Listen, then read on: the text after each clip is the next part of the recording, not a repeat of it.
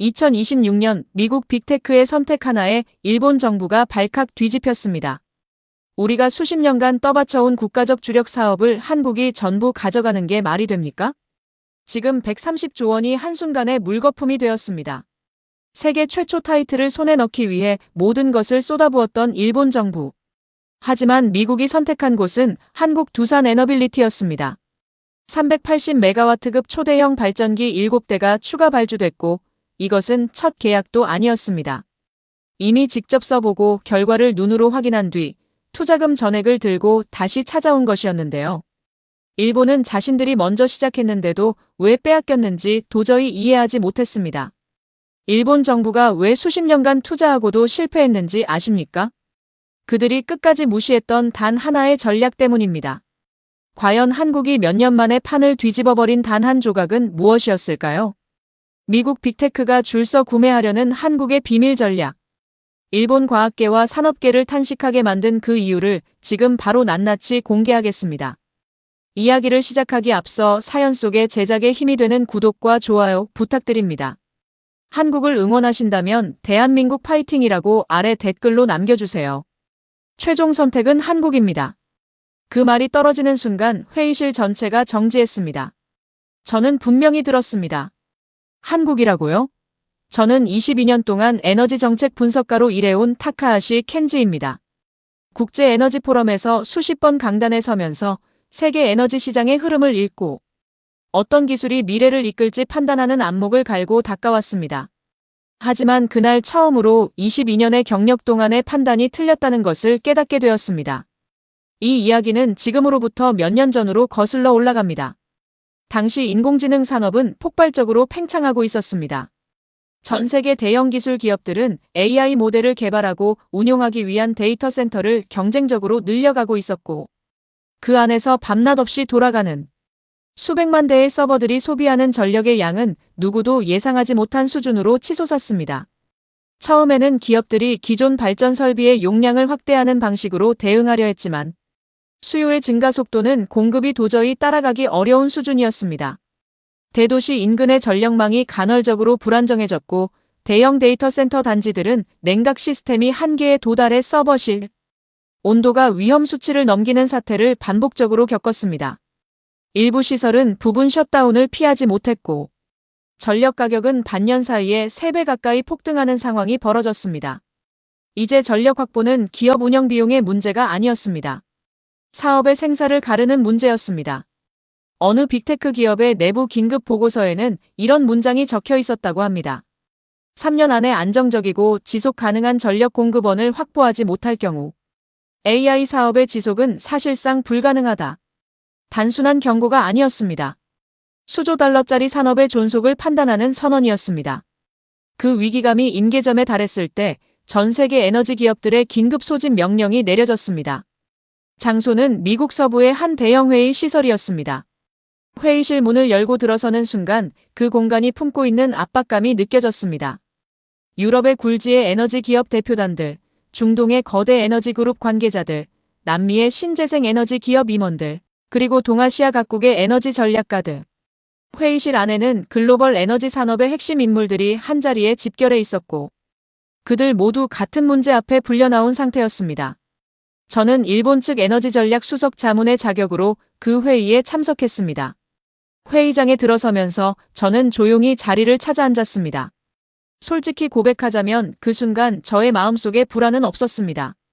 이번 프로젝트가 일본에게 올 것이라는 확신이 있었기 때문입니다. 확신이라는 말로도 부족할 정도의 확신이었습니다.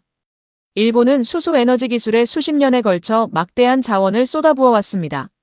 수소를 생산하고 안전하게 저장하고 필요한 곳으로 운송하고 전력으로 전환하는 전체 과정을 체계적으로 설계하고 구축해온 나라는 전 세계에서 일본뿐이었습니다.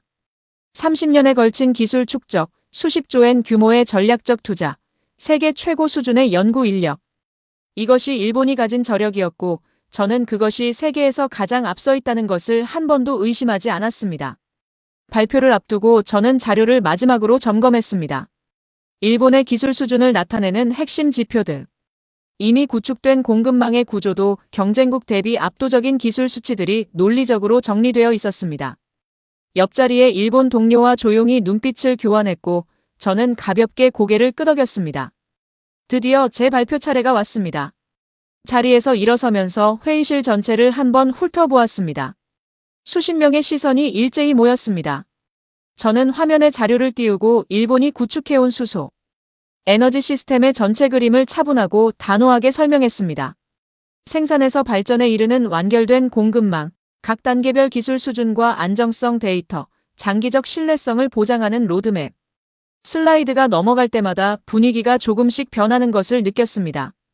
미국 측 관계자들이 진지하게 화면을 바라보고 일부는 메모를 적기 시작했습니다. 저는 마지막 슬라이드에서 목소리에 힘을 실었습니다. 일본은 이미 모든 준비가 끝나 있습니다. 오늘 이 자리에서 협력 체계를 즉시 구축할 수 있습니다. 자리에 앉으면서 가볍게 숨을 내쉬었습니다. 이 정도면 충분하고도 남는다고 생각했습니다. 발표 내내 회의장이 일본 쪽으로 기울고 있다는 것은 분위기로 느낄 수 있었습니다. 발표를 마치고 나서도 저는 이미 머릿속에서 계약 이후의 시나리오를 그리고 있었습니다. 그리고 잠시 후 미국 빅테크 기업의 최고 경영자가 자리에서 일어섰습니다. 그의 표정이 무거운 것이 보였습니다. 말을 시작하기 전 장내는 이미 조용해졌습니다. 그는 천천히 한 글자 한 글자를 가름하듯 말했습니다. 우리는 여기 모인 모든 파트너의 제안을 면밀하게 검토했습니다. 기술 수준, 공급 안정성, 그리고 무엇보다 실행 가능성을 최우선 기준으로 삼아 종합적으로 평가했습니다. 그 결과를 바탕으로 최종 결정을 내렸습니다. 저는 가볍게 몸을 앞으로 기울였습니다. 그리고 다음 문장을 기다렸습니다. 최종 선택은 한국입니다. 회의실이 얼어붙었습니다. 저도 얼어붙었습니다. 한국. 그 두 글자가 귓속에서 이상하게 맴돌았습니다. 화면에 새 자료가 떠올랐습니다. 두산 에너빌리티. 즉시 투입 가능. 한국의 이름이었습니다. 그때서야 손에서 자료가 빠져나간 것을 느꼈습니다. 일본 측 임원이 자리를 박차고 일어섰습니다. 얼굴이 굳어 있었고 목소리에는 분노가 실려 있었습니다. 이건 기술적으로 납득할 수 없는 결정입니다. 일본의 시스템은 이 자리에 있는 어느 경쟁국과 비교해도 압도적으로 우수합니다. 이 선택의 근거를 명확하게 해주십시오. 미국 측 담당자는 당황한 기색 없이 거의 냉정하다고 할 만큼 담담하게 답했습니다. 우리는 지금 당장 전기가 필요합니다. 저도 참을 수 없었습니다. 자리에서 일어나 최대한 침착한 목소리로 말했습니다. 일본의 시스템은 더 높은 안정성과 장기적인 효율을 제공합니다. 단순히 빠르다는 이유 하나만으로 이 결정이 내려진 겁니까? 수십 년의 기술 축적이 속도 하나 앞에서 의미를 잃는다는 것은 납득이 가지 않습니다. 미국 측 책임자가 저를 바라보았습니다. 짧은 침묵이 흘렀습니다. 그리고 그는 조용하지만 분명하게 이미 결론은 내려졌다는 어조로 말했습니다. 한국은 이미 작동하고 있습니다. 그 한 문장 앞에서 저는 더 이상 말을 잇지 못했습니다. 뒤에서 몇 마디 더 왔지만 저에게는 제대로 들리지 않았습니다. 회의실의 소리들이 멀게 느껴지고 화면 위에 적힌 그 이름만이 선명하게 남아 있었습니다. 이미 작동하고 있다. 그 말이 머릿속에서 메아리처럼 울렸습니다. 회의가 끝나고 사람들이 하나 둘 자리를 떠났습니다. 일본 측 관계자들은 서로 눈을 마주치지 못한 채 조용히 나갔고 저는 마지막까지 회의실에 남아 있었습니다. 텅 빈 회의실, 바닥에 흩어진 자료들, 서서히 꺼져가는 화면. 저는 천천히 자료를 집어들면서 다시 한번 문구들을 읽어내려갔습니다. 그리고 그때서야 오랫동안 보아왔음에도 한 번도 제대로 직시하지 못했던 것들이 눈에 들어오기 시작했습니다. 일본 보고서의 핵심 문구들이 새삼스럽게 걸렸습니다. 2030년대 초 상용화 예정.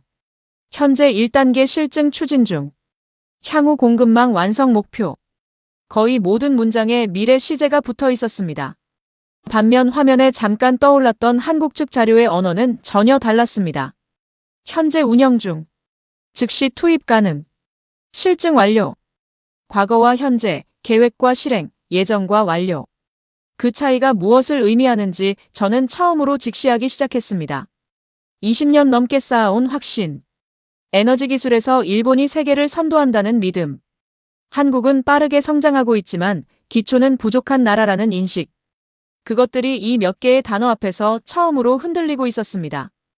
호텔방으로 돌아온 밤 저는 오랫동안 창밖을 바라보았습니다. 도시에 불빛이 가득했지만 그것이 눈에 들어오지 않았습니다. 침대에 앉아 두 손을 무릎 위에 올려놓은 채로 오직 그 질문만을 붙들고 있었습니다. 우리는 30년을 준비했습니다. 수십조 엔을 쏟아부었습니다. 세계 어느 나라보다 정교한 전략을 세웠습니다. 그런데 왜 불과 그 절반도 안 되는 시간을 달려온 한국이 선택받은 것인가? 한국은 도대체 무엇을 한 것인가? 그날 밤 저는 잠을 포기했습니다.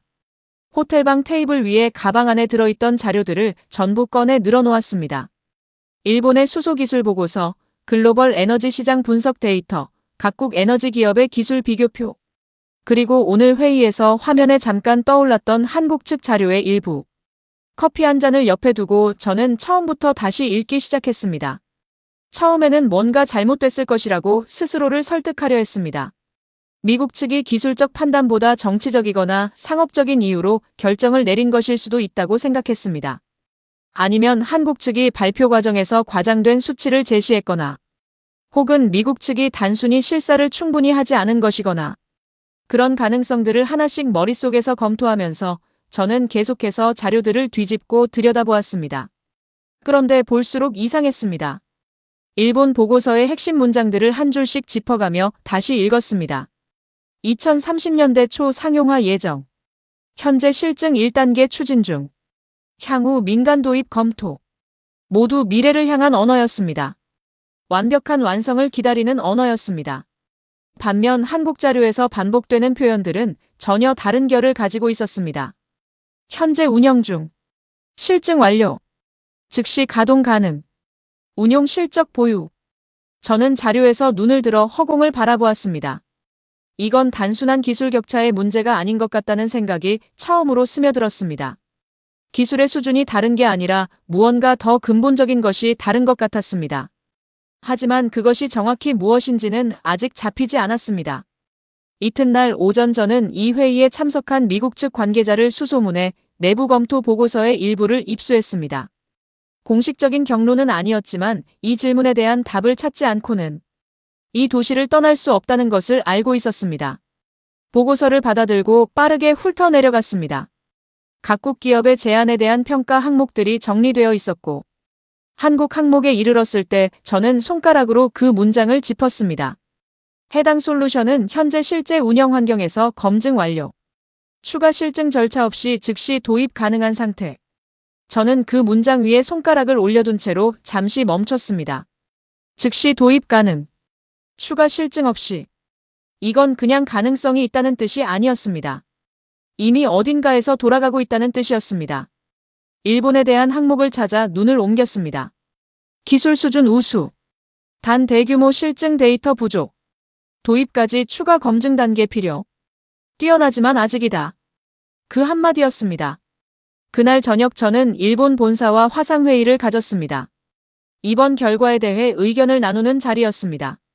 화면 너머의 임원들은 대부분 굳은 표정이었고 회의 분위기는 시작부터 무거웠습니다.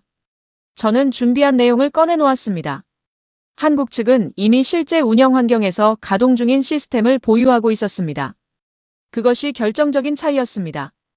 우리가 이 간극을 어떻게 좁혀갈지 지금부터 논의해야 합니다. 화면 저편의 임원이 천천히 고개를 저었습니다. 켄지 씨, 그건 단기 임시 대응에 불과합니다. 한국이 선택된 건 그들이 빠르고 즉흥적인 해법을 들이밀었기 때문이에요. 장기적으로는 우리의 완성도 높은 시스템이 훨씬 우위에 있습니다. 저는 잠시 생각한 뒤 다시 말했습니다. 하지만 지금은 장기의 문제가 아닙니다.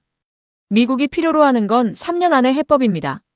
그 기준에서 우리는 부족했습니다. 또 다른 임원이 목소리를 높였습니다. 우리는 지금 완벽한 시스템을 구축하고 있습니다. 그 과정을 서두르면 품질이 무너집니다. 우리의 방식이 맞습니다. 저는 화면을 바라보면서 목구멍까지 올라오는 것을 느꼈습니다. 그리고 천천히 또렷하게 말했습니다. 완벽합니다. 하지만 그 시스템은 아직 존재하지 않습니다. 짧은 침묵이 흘렀습니다. 아무도 그 말에 바로 답하지 않았습니다. 화상회의가 끝난 후에도 저는 오랫동안 그 자리에 앉아 있었습니다. 화면이 꺼진 뒤에도 방금 오간 말들이 머릿속에서 계속 맴돌았습니다. 완벽한 시스템 구축 중. 아직 존재하지 않는 시스템. 저는 그 말들을 곱씹으면서 한국 측 자료를 다시 펼쳤습니다. 이번에는 기술 세부 사항을 집중적으로 들여다보기 시작했습니다. 한국이 어떤 방식을 택했는지, 그 구체적인 구조가 무엇인지, 그리고 얼마 지나지 않아 눈에 걸리는 대목이 생겼습니다. 한국이 사용한 방식은 일본 에너지업계에서 한 번도 진지하게 검토된 적이 없는 접근이었습니다.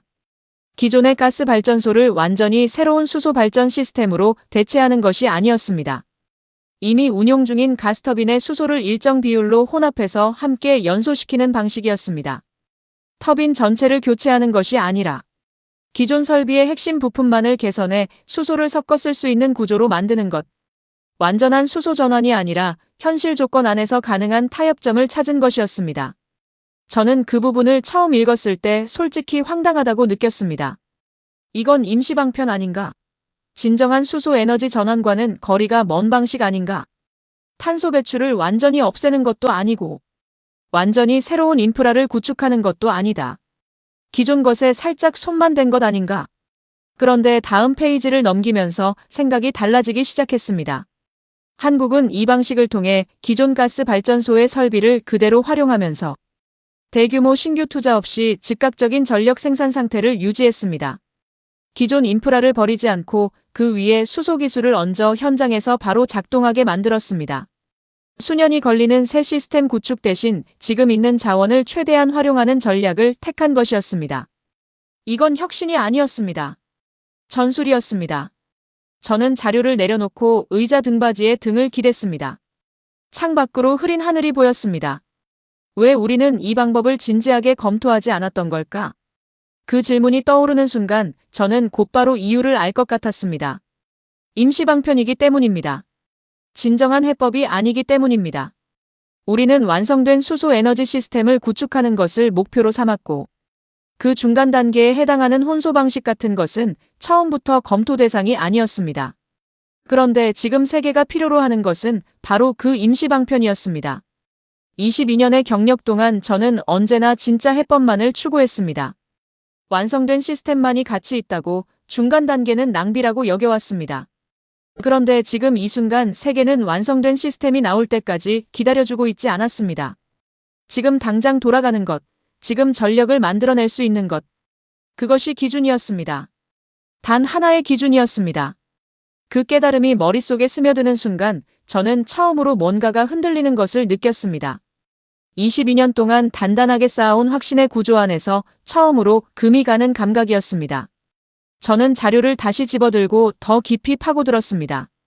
이 방식을 한국이 어디서 어떻게 실제로 구현하고 있는지, 그 실적이 어느 수준인지, 데이터를 들여다볼수록 질문이 쌓여갔습니다. 왜 일본은 할 수 있었는데도 하지 않았을까요? 한국은 어떻게 이것을 실제로 작동시키고 있는 걸까요?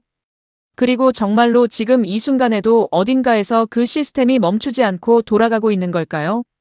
저는 그것을 직접 눈으로 확인해야 한다는 생각이 들기 시작했습니다. 책상 위의 데이터만으로는 이 질문들에 답할 수 없을 것 같았습니다. 눈으로 보지 않으면 제 자신이 납득하지 못할 것 같았습니다. 22년간 검증된 것만 믿어온 사람으로서 이번만큼은 직접 현장에 가야 한다는 것을 알고 있었습니다. 저는 결국 직접 가기로 했습니다. 일본 본사에서는 반대했습니다. 현장 방문이 무슨 의미가 있냐고. 이미 충분한 데이터가 있는데 굳이 시간을 낭비할 필요가 없다고 했습니다. 하지만 저는 생각이 달랐습니다. 데이터는 제가 이미 검토했습니다. 그런데도 납득이 되지 않았습니다. 22년간 현장을 직접 확인하며 판단을 내려온 사람으로서 이번만큼은 눈으로 보지 않으면 제 자신이 인정하지 못할 것 같았습니다. 화상회의에서 일본 측 임원이 말했습니다. 굳이 가실 필요 없습니다. 보고서로 충분히 파악할 수 있습니다. 저는 짧게 답했습니다. 아니요. 이번엔 데이터가 아니라 현실을 보겠습니다. 그렇게 저는 미국 현지의 데이터 센터를 직접 방문하기 위한 절차를 밟기 시작했습니다. 며칠 뒤 저는 미국 동부의 한 산업단지 외곽에 있었습니다. 데이터 센터 단지는 제가 상상했던 것보다 훨씬 거대했습니다. 낮고 넓게 펼쳐진 건물들이 수십 동씩 늘어서 있었고 건물 외벽에는 냉각팬들이 쉬지 않고 돌아가고 있었습니다. 그 소리가 단지 입구에 있는 순간부터 들렸습니다. 묵직하고 지속적인 진동음이었습니다. 공기 자체가 따뜻했습니다. 거대한 열기가 사방으로 뿜어져 나오고 있었습니다. 안내를 받아 시설 내부로 들어서는 순간 그 규모가 주는 압박감이 실감났습니다. 서버렉들이 끝이 보이지 않을 만큼 빼곡하게 늘어서 있었고 천장에는 수많은 케이블들이 거미줄처럼 얽혀 있었습니다. 현장 관리 엔지니어가 저를 안내하면서 말했습니다. 여긴 1초라도 멈추면 수십억이 날아갑니다. 전력은 항상 부족하고 우리는 항상 한계에 가깝게 운용하고 있습니다. 저는 그 말을 들으면서 주변을 둘러보았습니다. 실제로 현장은 긴박했습니다. 엔지니어들이 쉴 새 없이 모니터를 확인하고 무선으로 서로 소통하며 이 거대한 시스템이 단 한순간도 멈추지 않도록 유지하기 위해 움직이고 있었습니다. 전력 시스템은 이 모든 것의 심장이었습니다. 심장이 멈추면 모든 것이 멈추는 구조였습니다. 안내를 받아 발전 설비 구역으로 이동했습니다. 서버 단지에서 한 구역을 지나자 별도의 건물이 나타났습니다. 발전과 전력 공급을 담당하는 시설이었습니다. 그 안으로 들어서면서 저는 습관적으로 설비들을 훑어보았습니다. 그리고 제어실로 이어지는 통로를 지나던 순간 발걸음이 멈췄습니다. 제어 모니터 화면에 표시된 이름이 눈에 들어왔기 때문입니다. 두산 터빈 가동 중. 저는 그 자리에 서서 화면을 바라보았습니다. 두산. 한국의 이름이었습니다. 회의장에서 화면에 잠깐 떠올랐던 그 이름이 지금 이 현장의 모니터에 선명하게 켜져 있었습니다. 그리고 상태 표시는 하나였습니다. 가동 중. 저는 옆에 서 있던 엔지니어에게 물었습니다. 저 터빈 지금 실제로 가동 중입니까? 엔지니어는 아무렇지도 않다는 듯 담담하게 답했습니다. 네. 24시간 계속 돌고 있습니다. 저는 그 말을 들으면서 천천히 모니터 앞으로 걸어갔습니다. 화면에는 터빈의 실시간 가동 데이터가 흐르고 있었습니다. 출력 수치, 온도, 압력, 연소 상태. 모든 수치가 안정적인 범위 안에서 움직이고 있었습니다. 이건 이론이 아니었습니다. 현실이었습니다. 저는 더 자세히 확인하고 싶었습니다. 엔지니어에게 허락을 받아 가동 기록을 살펴보았습니다. 연속 가동 이력, 다운타임 데이터, 출력 안정성 기록. 숫자들을 들여다보면서 저는 손가락 끝이 차갑게 식는 것을 느꼈습니다. 중단 기록이 없었습니다. 출력이 급격하게 떨어진 구간도 없었습니다. 수개월에 걸친 기록 전체에서 이 터빈은 단 한 번도 멈추지 않고 돌아가고 있었습니다. 이건 일본도 아직 이 규모에서 이 기간 동안 보여주지 못한 실적이었습니다. 엔지니어가 말했습니다. 우린 이거 없으면 이미 멈췄습니다. 다른 공급자들한테도 문의했는데 지금 당장 투입할 수 있는 건 이것뿐이었어요. 저는 그 말을 듣고 잠시 말을 잃었습니다. 다른 공급자들. 그 안에 일본도 포함되어 있다는 것을 알고 있었습니다. 그리고 일본의 답은 아직 준비 중이었습니다. 저는 마음을 가다듬고 물었습니다. 왜 한국을 선택하셨습니까? 엔지니어는 잠시 저를 바라보다가 짧게 웃으며 답했습니다. 간단합니다. 다른 건 될 예정이고 이건 지금 된다는 겁니다. 그 한 문장이 저의 전신을 관통했습니다. 될 예정. 지금 된다.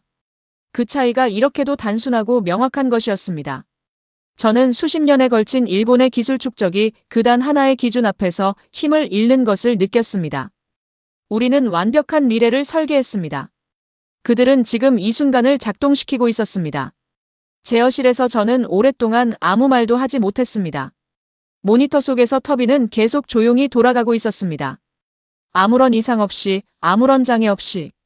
그 단순한 사실이 제 안에서 커다란 무언가를 무너뜨리고 있었습니다. 우리는 완벽을 기다렸습니다. 그들은 이미 시작했습니다. 시설을 나서면서 저는 뒤를 돌아보았습니다.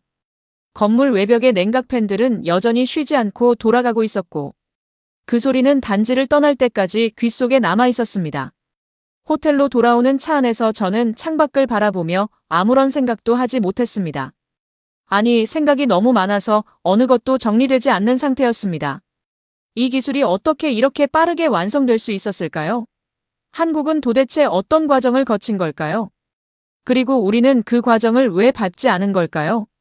저는 그 질문들을 안고 일본으로 돌아가기 위한 짐을 꾸리기 시작했습니다. 하지만 이미 알고 있었습니다.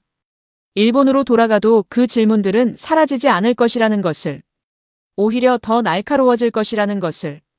일본에 돌아온 날 저는 곧바로 본사에 보고 자리를 요청했습니다. 며칠 뒤 마련된 긴급보고 회의에서 저는 현장에서 직접 확인한 것들을 순서대로 설명했습니다. 두산 터빈의 실제 가동 상태, 수개월에 걸친 연속 운용 기록, 그리고 현장 엔지니어의 증언까지.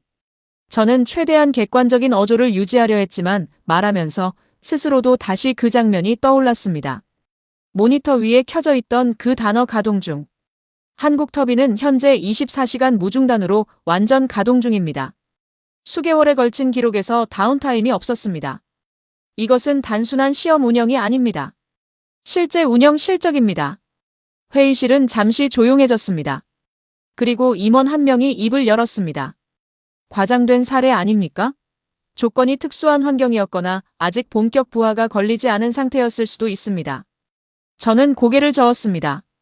아닙니다. 최대 부하 상태에서의 기록입니다.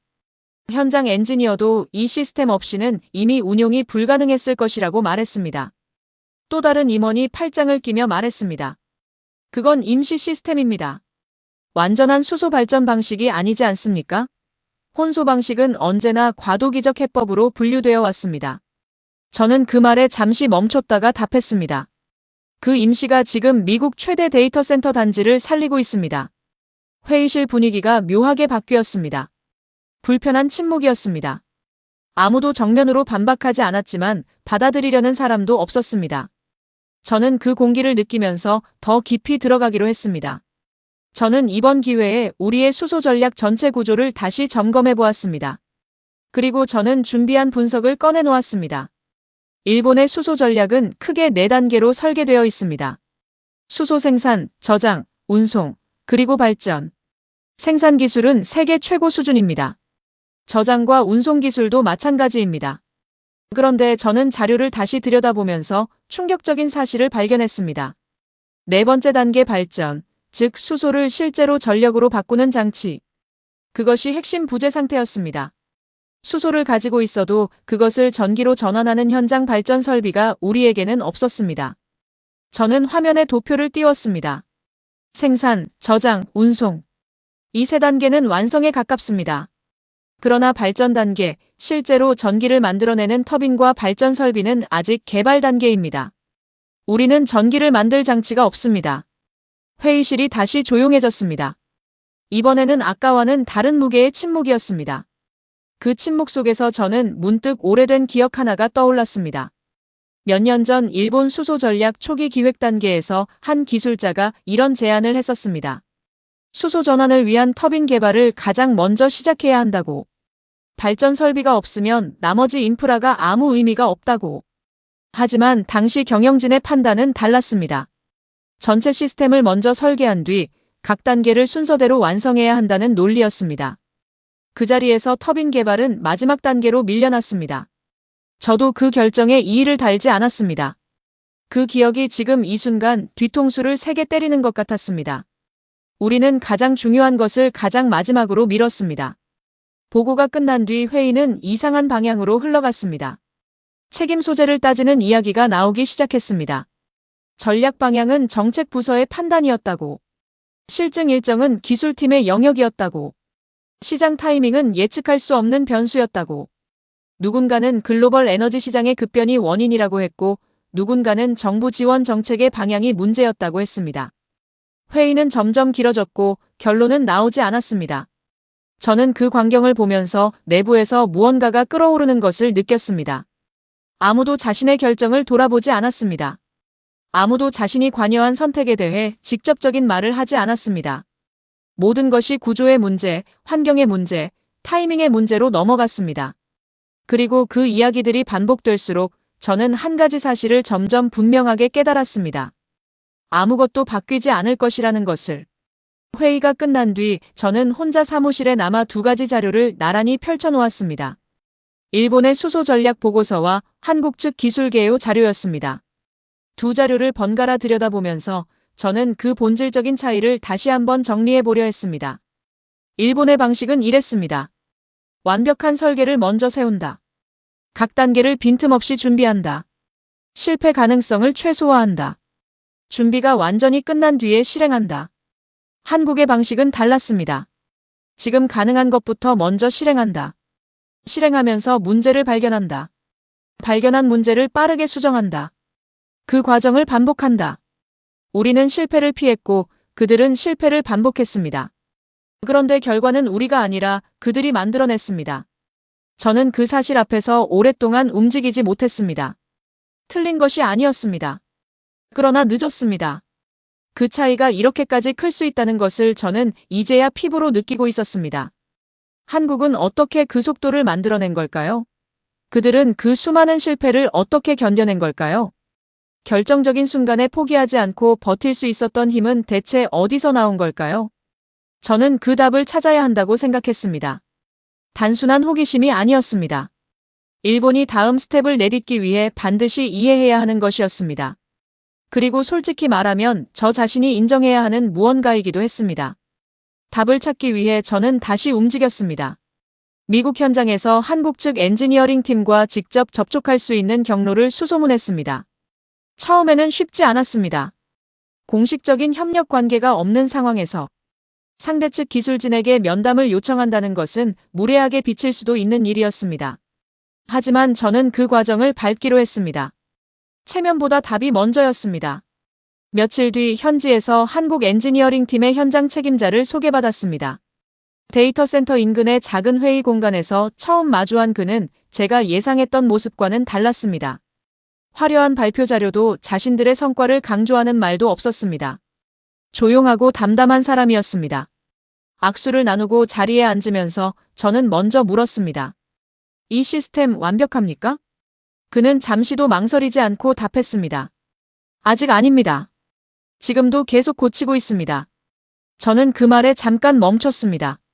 완벽하지 않다고요? 그런데 어떻게 운영되고 있는 겁니까? 그 질문을 입 밖에 내기 전에 그가 먼저 이어 말했습니다.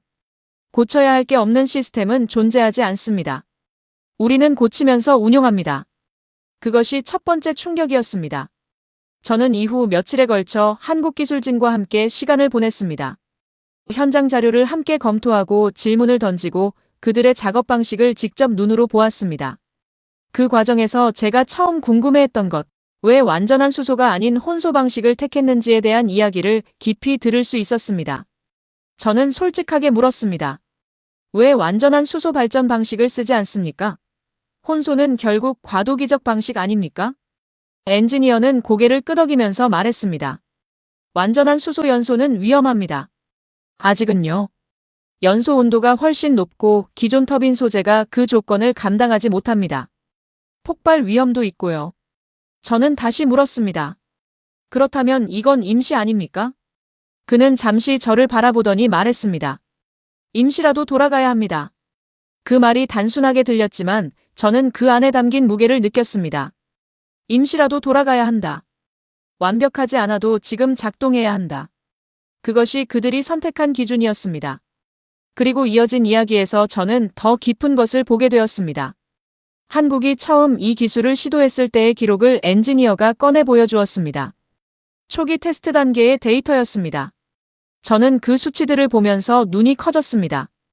연소 불안정 발생 기록, 출력 급락 구간, 비정상적인 온도 상승 이력, 그리고 몇 건의 폭발 위험 경보 기록까지. 저는 자료에서 눈을 들어 그를 바라보았습니다. 이건 실패 아닙니까? 그는 고개를 끄덕였습니다. 아무렇지도 않다는 표정으로. 맞습니다. 많이 실패했습니다. 저는 그 다음 말을 기다렸습니다. 그래서 지금 안정적인 겁니다. 실패했기 때문에 안정적이다. 저는 그 문장을 머릿속에서 천천히 되새겼습니다. 일본에서라면 이 기록들은 프로젝트 중단의 근거가 되었을 것입니다. 위험 요소가 발생했다는 것은 시스템의 신뢰성이 검증되지 않았다는 뜻이고, 검증되지 않은 시스템은 다음 단계로 나아갈 수 없다는 것이 우리의 논리였습니다.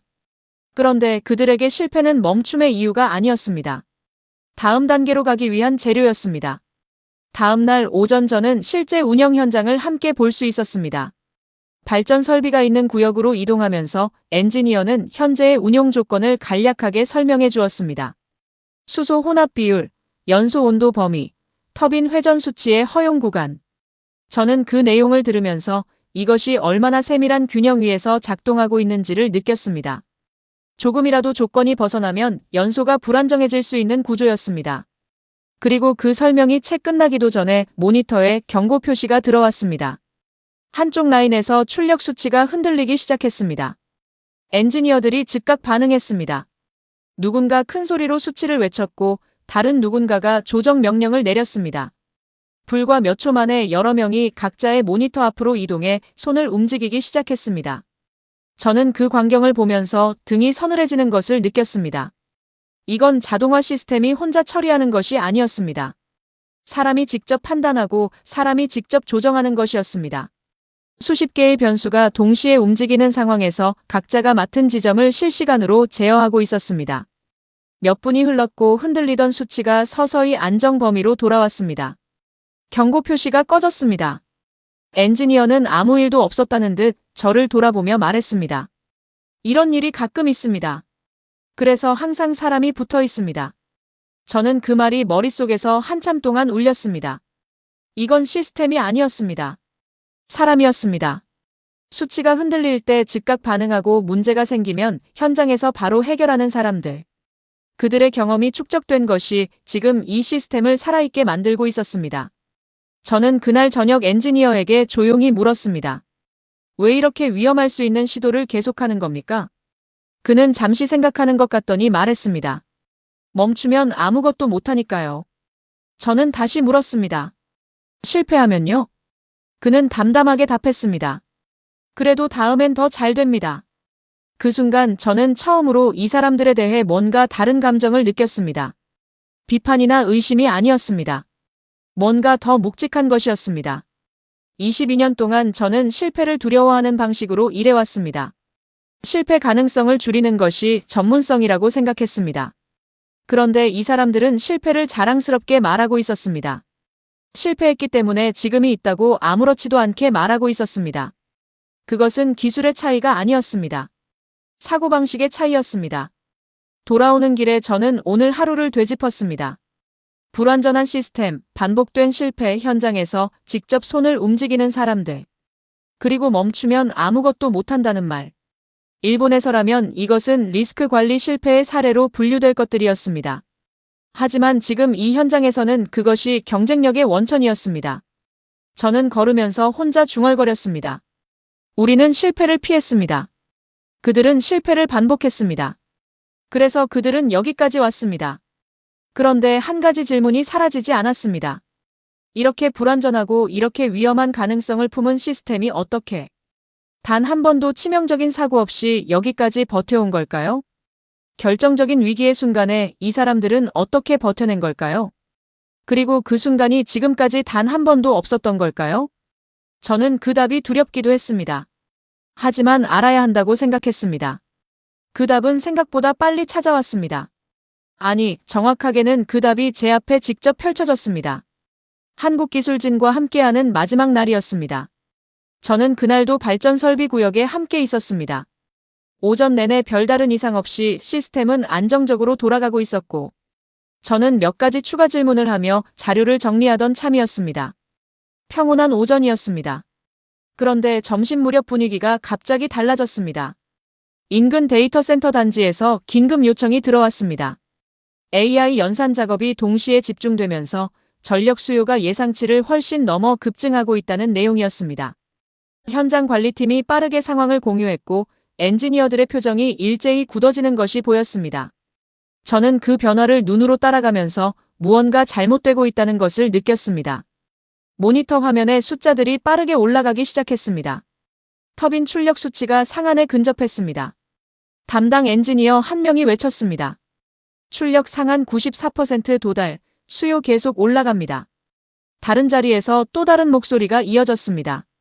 이 상태로 10분 이상 지속되면 설비 보호 시스템이 자동으로 개입합니다. 저는 그 말들을 들으면서 본능적으로 몸이 긴장되는 것을 느꼈습니다. 94%. 상한에 거의 다 와 있었습니다. 수요가 계속 오르면 그 선을 넘는 것은 시간 문제였습니다. 그리고 몇 분이 지나지 않아 상황은 한 단계 더 악화되었습니다. 연소 상태를 나타내는 수치에서 이상이 감지되었습니다. 수소 혼합 연소 과정에서 압력 변동이 시작된 것이었습니다. 전력 부하가 급증하면서 연소 안정성에 영향을 주기 시작한 것이었고, 그것은 곧 내부 압력의 불균형 상승으로 이어졌습니다.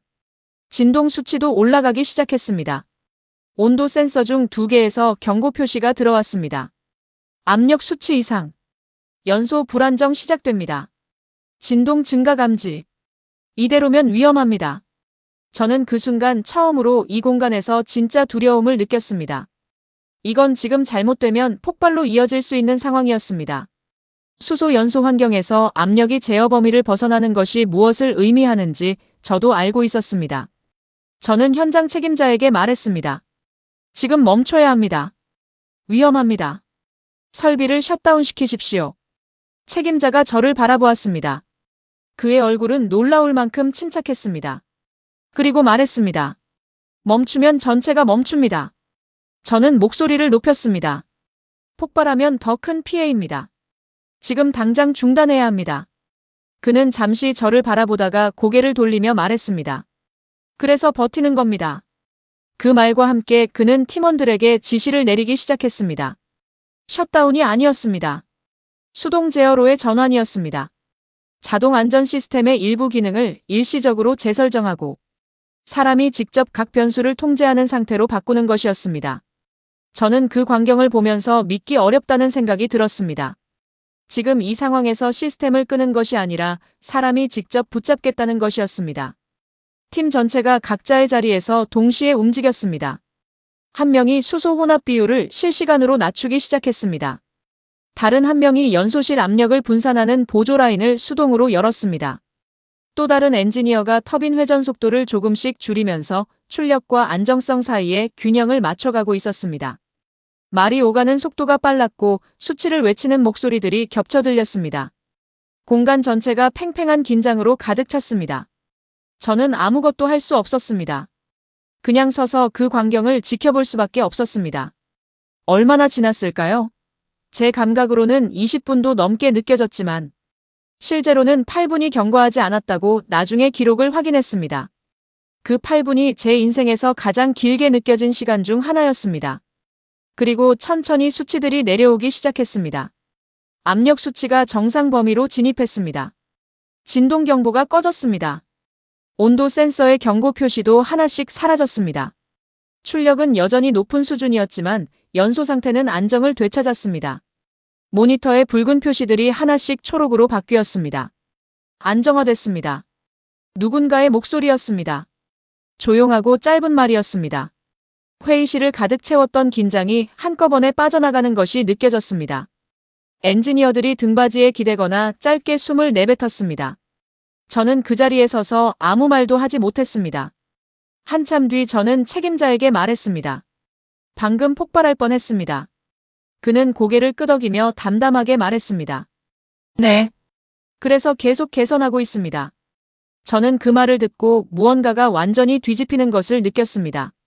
두려워야 할 상황을 그들은 당연한 것으로 받아들이고 있었습니다. 공포를 느끼는 것이 아니라 공포를 책임으로 바꾸고 있었습니다. 이 위험이 존재하기 때문에 더 잘 만들어야 한다고. 그것이 멈추지 않는 이유라고. 그들은 그렇게 살고 있었습니다. 저는 시설을 나서면서 오랫동안 생각했습니다. 우리는 이런 상황이 오기 전에 멈추었을 것입니다. 위험 가능성이 감지되는 순간 프로젝트를 재검토하고 안전이 완전히 확보될 때까지 진행을 유보했을 것입니다. 그것이 올바른 방식이라고 저는 믿어왔습니다. 그리고 그 방식 때문에 우리는 아직 여기까지 오지 못했습니다. 그들은 위험을 피하지 않았습니다. 위험 속에서 버텼습니다. 그리고 그 버팀이 그들을 지금의 자리로 데려온 것이었습니다. 저는 오늘 하루를 정리하면서 마지막 질문 하나가 남아있다는 것을 느꼈습니다.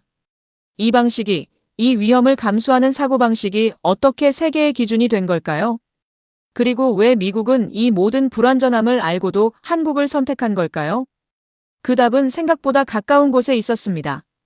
일본으로 돌아온 지 얼마 지나지 않아 또 하나의 소식이 들려왔습니다. 이번에는 미국의 한 빅테크 기업이 아니었습니다. 여러 곳이었습니다. 미국 동부와 서부에 분산된 대형 데이터 센터. 단지들을 운영하는 복수의 기업들이 에너지 공급 확대를 위한 추가 계약을 검토하고 있다는 소식이었고, 그 논의 테이블에서 한국 기업의 이름이 다시 등장하고 있다는 내용이었습니다. 저는 그 소식을 접하는 순간 이미 결과를 직감했습니다. 며칠 뒤 저는 후속 글로벌 에너지 회의에 참석하기 위해 다시 미국행 비행기에 올랐습니다. 회의장에 들어서면서 저는 몇 주 전과는 다른 공기를 느꼈습니다. 이전 회의가 새로운 선택을 앞둔 긴장감이었다면 이번 회의는 이미 방향이 정해진 뒤의 공기였습니다. 참석자들의 표정에서, 자리 배치에서, 발표 자료의 구성에서 그것이 느껴졌습니다. 무언가가 이미 결정되어 있었습니다. 발표가 시작되었고 예상대로였습니다. 미국 측 대표가 화면에 자료를 띄우며 말했습니다. 우리는 기존 파트너십의 성과를 면밀하게 검증했습니다. 검증 결과는 명확합니다.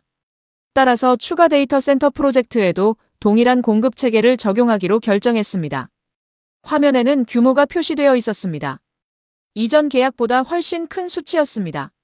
그리고 공급 파트너의 이름. 역시나 한국이었습니다. 저는 그 화면을 바라보면서 이번에는 충격이 아닌 다른 감각을 느꼈습니다. 이건 이제 단순한 계약의 확대가 아니었습니다. 검증된 방식의 표준화가 시작되고 있는 것이었습니다. 회의가 끝난 뒤 저는 유럽에서 온 에너지 전략가 몇 명과 짧게 이야기를 나눌 기회가 있었습니다. 그들 중 한 명이 말했습니다. 우리 측도 지금 한국 모델을 본격적으로 검토하고 있습니다. 미국에서 검증된 사례가 있으니 도입 논의가 훨씬 빠르게 진행되고 있어요. 저는 그 말을 듣고 잠시 멈췄습니다. 유럽까지. 이제 이 흐름은 미국 한 곳의 선택이 아니었습니다. 국경을 넘고 있었습니다. 며칠 뒤 일본 본사로 돌아온 저는 일본 측 기업들이 이번 프로젝트 입찰 과정에서 최종적으로 제외되었다는 공식 통보를 받았습니다. 담당 임원이 회의실에서 짧게 상황을 정리하며 말했습니다. 이번 프로젝트는 참여가 어렵게 됐습니다. 회의실 안에 침묵이 흘렀습니다. 아무도 바로 말을 잇지 않았습니다. 저도 마찬가지였습니다.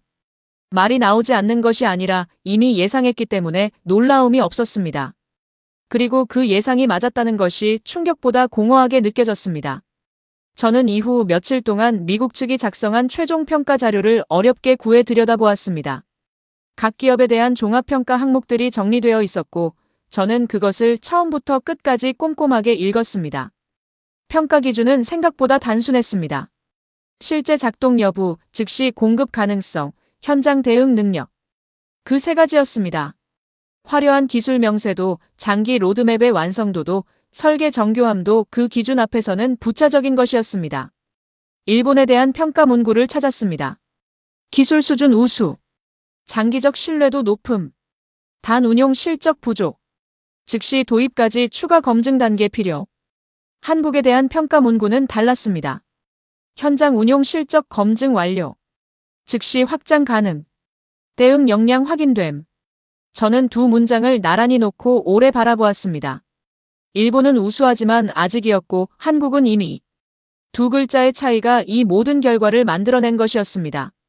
회의 다음 날 저는 이번 프로젝트를 총괄한 미국 측 책임자와 짧은 면담 시간을 가졌습니다. 저는 그동안 쌓아온 모든 의문을 마지막으로 꺼내놓기로 했습니다. 솔직하게 여쭤보겠습니다. 왜 일본이 아니었습니까? 그는 잠시 저를 바라보았습니다. 그리고 말했습니다. 우리는 기다릴 수 없습니다. 짧은 침묵이 흘렀습니다. 그는 말을 이었습니다. 한국은 이미 끝낸 상태였습니다. 이미 끝낸 상태. 저는 그 말을 들으면서 그동안 머릿속에서 맴돌던 여러 장면들이 한꺼번에 겹쳐지는 것을 느꼈습니다. 데이터 센터 제어실에서 조용히 돌아가던 터빈, 경보가 울리던 그날. 오전에 긴박했던 8분, 담담하게 멈추면 아무것도 못한다고 말하던 엔지니어의 목소리. 그 모든 것이 한 문장으로 압축되어 있었습니다. 이미 끝낸 상태.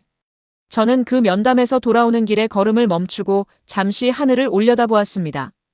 우리는 완벽한 것을 만들기 위해 멈추지 않았습니다. 우리는 완벽한 것이 나올 때까지 시작하지 않았습니다. 그 차이가 이토록 거대한 결과로 이어진다는 것을 저는 이제야 온몸으로 실감하고 있었습니다. 유럽에서 들려오는 소식들은 그 이후에도 계속되었습니다. 유럽의 에너지 기업 두 곳이 한국 혼소 기술에 대한 도입 타당성 검토를 시작했다는 내용. 그중 한 곳은 이미 파일럿 도입 계약을 논의 중이라는 내용이었습니다. 몇 달 사이에 일어난 일이었습니다. 한국의 방식은 더 이상 한 나라의 선택이 아니었습니다. 세계가 참고하는 사례가 되어가고 있었습니다. 저는 일본 사무실에 앉아 그 소식들을 하나씩 확인하면서 처음 회의장에서 느꼈던 충격과는 전혀 다른 감각을 경험하고 있었습니다. 그때는 패배감이었습니다. 지금은 달랐습니다. 패배감보다 더 깊은 곳에서 무언가가 바뀌고 있었습니다. 강대국이란 무엇인가? 기술 강국의 기준은 무엇인가? 저는 그 질문들을 오래도록 안고 다녔습니다. 그리고 그 답을 찾기 위해 다시 한번 생각을 처음부터 되짚기 시작했습니다. 모든 것이 정리된 뒤 저는 혼자만의 시간이 필요했습니다. 도쿄 사무실로 돌아온 날 저는 일부러 늦게까지 자리를 지켰습니다. 다른 직원들이 모두 퇴근하고 나면 사무실에는 저 혼자 남았습니다. 책상 위에는 지난 몇 달 동안 쌓인 자료들이 그대로 놓여 있었습니다. 일본의 수소 전략 보고서, 미국 현장에서 가져온 메모들, 한국 기술진과 나눈 대화의 기록들. 저는 그것들을 하나씩 집어들었다가 내려놓으면서 오랫동안 아무것도 하지 않았습니다. 생각해보면 저는 지난 몇 달 동안 너무 많은 것을 보았습니다. 회의장에서의 충격, 데이터 센터의 현장, 담담하게 실패를 말하던 엔지니어들, 8분간의 위기, 그리고 세계가 조용히 방향을 바꾸는 과정. 그 모든 것들이 저의 내부에서 천천히 무언가를 바꾸어 놓고 있었습니다. 하지만 그것이 무엇인지 정확하게 정리하지 못한 채로 여기까지 왔습니다. 저는 창밖을 바라보았습니다. 도쿄의 야경이 펼쳐져 있었습니다. 수십 년 동안 보아온 익숙한 풍경이었습니다. 그런데 그날 밤 그 풍경이 조금 다르게 보였습니다. 저는 천천히 지난 시간을 정리하기 시작했습니다. 일본은 틀리지 않았습니다. 이것만큼은 분명하게 말할 수 있습니다. 수소 에너지 기술에 대한 30년의 투자, 정밀하게 설계된 전략, 세계 최고 수준의 기술 인력. 그것들은 진짜였고 지금도 유효합니다. 우리가 걸어온 길이 잘못된 것이 아니었습니다. 그런데 늦었습니다. 완벽한 시스템이 완성될 때까지 기다리는 동안 세계는 움직이고 있었습니다. 세계가 필요로 하는 것의 기준이 바뀌고 있었습니다. 언제 완성될지 모르는 완벽함보다 지금, 당장 작동하는 불완전함이 더 큰 가치를 갖는 순간이 와버린 것이었습니다. 그리고 우리는 그 순간을 준비하고 있지 않았습니다. 저는 책상 서랍에서 오래된 노트 하나를 꺼냈습니다. 10년 전쯤에 어느 에너지 포럼에서 적어두었던 메모들이 가득한 노트였습니다. 첫 페이지를 펼치자 제가 그 시절의 신조처럼 적어두었던 문장이 눈에 들어왔습니다. 기술 강국은 가장 앞선 기술을 가진 나라다. 저는 그 문장을 오래 바라보았습니다. 그리고 그 옆에 새로운 문장을 쓰고 싶다는 생각이 들었습니다. 기술 강국은 지금 문제를 해결하는 나라다. 그것이 이번 경험이 저에게 가르쳐준 것이었습니다. 강대국을 만드는 것은 이론의 정교함이 아니었습니다. 설계의 완벽함이 아니었습니다. 지금 이 순간 세계가 직면한 문제를 실제로 해결해내는 능력이었습니다. 그리고 그 능력은 두려움 없이 먼저 시작하고 실패하면서 배우고 멈추지 않고 나아가는 것에서 나오는 것이었습니다. 저는 그 생각에 이르는 순간 머릿속에서 자연스럽게 한 장면이 떠올랐습니다. 미국 데이터 센터 제어실의 모니터. 그 화면에 켜져 있던 단어 가동 중. 그리고 그 아래에 적혀 있던 이름 두산 에너빌리티. 한국 기업. 저는 처음 그 이름을 보았을 때 믿고 싶지 않았습니다. 하지만 지금은 달랐습니다. 그 이름을 떠올리면서 저는 전혀 다른 것을 보고 있었습니다. 하나의 기계가 아니었습니다. 수십 번의 실패를 견디면서 쌓아온 데이터, 경보가 울리던 8분 동안 멈추지 않고 손을 움직인 사람들. 완벽하지 않아도 돌아가야 한다고 믿은 모두의 의지. 그것들이 그 이름 안에 담겨 있었습니다. 그건 단순한 기계가 아니었습니다. 그건 한 나라의 방식이었습니다. 저는 일본에 대해서도 다시 생각했습니다. 우리는 비판받아야 하는 걸까요? 저는 그렇게 생각하지 않습니다. 일본이 걸어온 길은 그 자체로 진지하고 진실한 것이었습니다. 완벽한 시스템을 만들겠다는 목표는 틀리지 않았습니다. 다만 우리는 그 목표를 향해 가면서 현재를 보지 못했습니다. 미래를 너무 깊이 바라본 나머지 지금 이 순간 세계가 무엇을 필요로 하는지를 놓쳤습니다. 그것이 우리의 실패가 아니라 우리가 배워야 할 것이라고 저는 생각합니다. 창밖의 도쿄 야경을 다시 바라보면서 저는 한국에 대해 마지막으로 정리해 보았습니다. 한국은 처음부터 완벽하지 않았습니다. 초기 기록에는 수많은 실패가 있었고 위험한 순간도 있었으며 그때마다 포기하는 것이 더 합리적인 선택처럼 보이는 상황들도 있었습니다. 하지만 그들은 멈추지 않았습니다. 실패할 때마다 그것을 다음 단계로 가기 위한 재료로 바꾸었습니다. 두려움을 느끼면서도 책임을 먼저 앞세웠습니다. 완성되지 않은 상태에서도 현장으로 나갔습니다. 그리고 결국 세계가 필요로 하는 것을 지금 이 순간 가진 나라가 되었습니다. 저는 자리에서 일어나 창가로 걸어갔습니다. 도시의 불빛들이 저 아래에 펼쳐져 있었습니다. 일본의 불빛이었습니다. 저는 여전히 일본인이고 일본이 가진 기술과 저력에 대한 자부심을 갖고 있습니다. 그것은 변하지 않았습니다. 하지만 인정해야 합니다. 이번에는 우리가 아니었습니다. 세상을 움직이는 것은 완벽한 계획이 아니었습니다. 지금 당장 돌아가는 현실이었습니다. 그리고 그 현실을 만들어낸 나라는 한국이었습니다. 저는 그날 밤 오랫동안 창가에 있었습니다. 도쿄의 불빛은 여전히 밝았고 저의 마음은 처음보다 훨씬 복잡했지만 동시에 처음보다 훨씬 선명했습니다. 무언가가 완전히 끝난 것이 아니었습니다. 무언가가 비로소 시작된 것이었습니다. 진짜를 보게 된 눈으로 다시 앞을 바라보는 시작이었습니다. 타카하시 켄지의 이야기는 여기서 끝납니다. 하지만 한국의 이야기는 아직 끝나지 않았습니다. 여러분은 이 이야기에서 어떤 장면이 가장 마음에 남으셨나요? 완벽함을 기다리지 않고 먼저 실행하며 세계 에너지 시장의 기준을 만들어낸 대한민국은 기술이 아닌 태도로 세상을 바꾼 나라입니다. 구독과 좋아요로 응원해주시면 더욱 재미있는 이야기로 찾아뵙겠습니다. 해외 감동 사연을 소개해드리는 세계사연 기행이었습니다. 감사합니다.